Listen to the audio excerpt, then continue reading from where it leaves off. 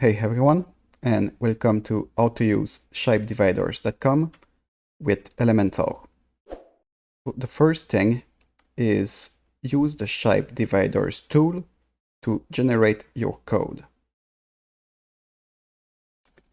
After this, if you have Elementor Pro, you will go to your section or column under Advanced Settings, and there you will paste the code generated in custom CSS.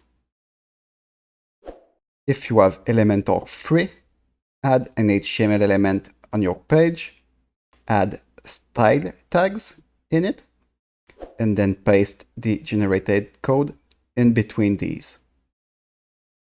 The rest of the steps are the same for free and pro users. At the start of the code, add exclamation point, important after overflow hidden. This is just to prevent the shape from overflowing while you are in the editor. After this, copy the generated CSS class name to your clipboard,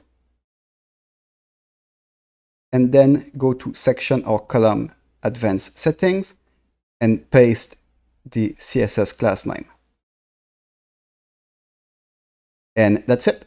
Your shape now should show up just fine and hopefully look completely awesome.